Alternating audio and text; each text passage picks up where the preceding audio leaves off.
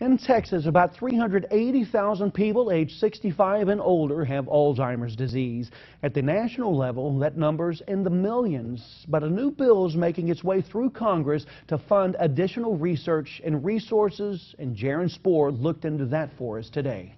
What's being called the BOLD Act would authorize $37 million annually to establish Alzheimer's public health infrastructure across the country and to improve data collection on the incurable brain disease.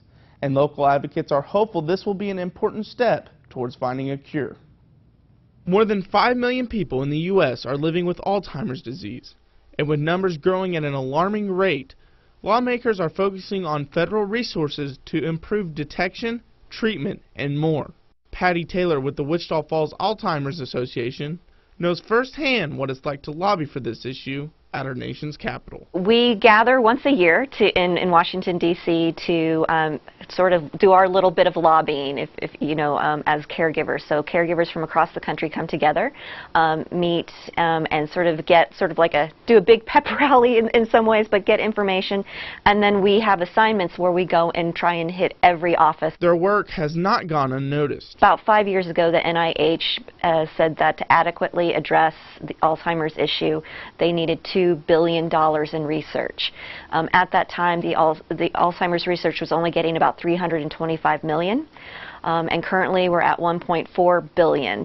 Where are we going? We're going to the doctor, honey. New research is being done to help treat Alzheimer's patients, and that research is based right here in Texoma. Having resources available, you know, to help find a cure it would be so much to everybody, because Alzheimer's is such a devastating disease, not only for the person suffering, but for the caregivers and family. Caregivers provide an estimated 18.4 billion hours of care, and what they do is often overlooked. Every day is the longest day for caregivers. It's a never-ending day. They wake up like they don't know what the day will bring, if their loved one will be in a good disposition or if they're having a bad day. They don't know how much their loved one will have lost physically to be able to do, and it takes a big emotional toll. The advocacy efforts have made a difference, and people like Taylor hope that continues. The Senate Special Committee on Aging heard testimony about the BOLD Act yesterday. As it makes it through the legislative process, we'll be sure to keep you updated. Okay, Jaron, thank you very much. Wichita Falls Alzheimer's Association is also hosting a fundraiser tomorrow. They'll be making Christmas cards for local care community residents to be delivered in December.